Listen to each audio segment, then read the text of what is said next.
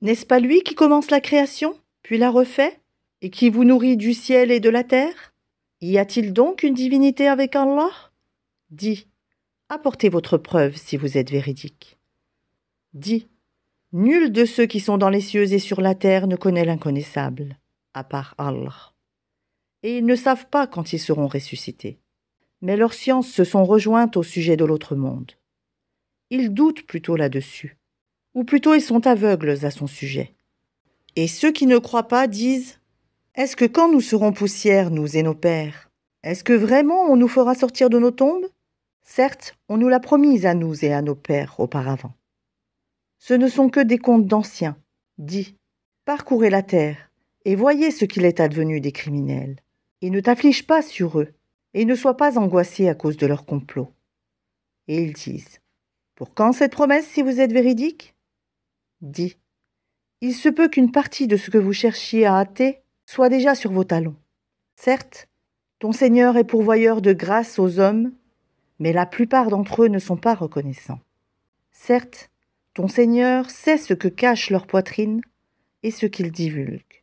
Et il n'y a rien de caché dans le ciel et la terre qui ne soit dans un livre explicite. Ce Coran raconte aux enfants d'Israël la plupart des sujets sur lesquels ils divergent, cependant qu'il est pour les croyants un guide et une miséricorde.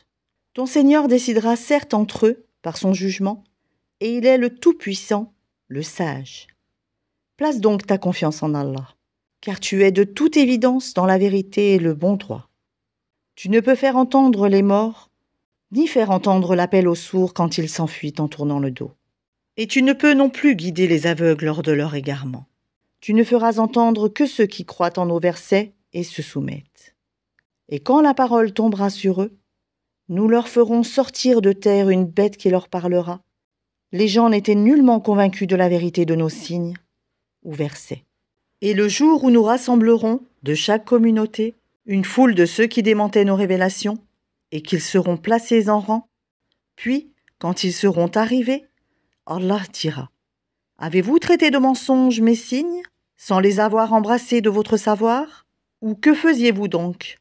Et la parole leur tombera dessus à cause de leurs méfaits. Et ils ne pourront rien dire. N'ont-ils pas vu qu'en vérité, nous avons désigné la nuit pour qu'ils y aient du repos, et le jour pour voir? Voilà bien des preuves pour des gens qui croient.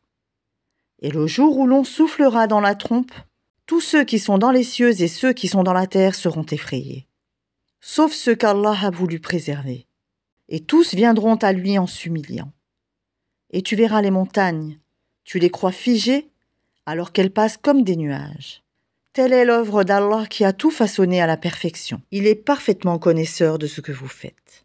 Quiconque viendra avec le bien aura bien mieux, et ce jour-là ils seront à l'abri de tout effroi. Et quiconque viendra avec le mal, alors ils seront culbutés, le visage dans le feu. N'êtes-vous pas uniquement rétribués selon ce que vous œuvriez? Il m'a été seulement commandé d'adorer le Seigneur de cette ville, la Mecque, qui l'a sanctifiée, et à lui toute chose. Et il m'a été commandé d'être du nombre des musulmans et de réciter le Coran. Quiconque se guide, c'est pour lui-même en effet qu'il se guide. Et quiconque s'égare, alors dit « Je ne suis que l'un des avertisseurs ». Dis « Louange à Allah, il vous fera voir ses preuves et vous les reconnaîtrez. Ton Seigneur n'est pas inattentif à ce que vous faites.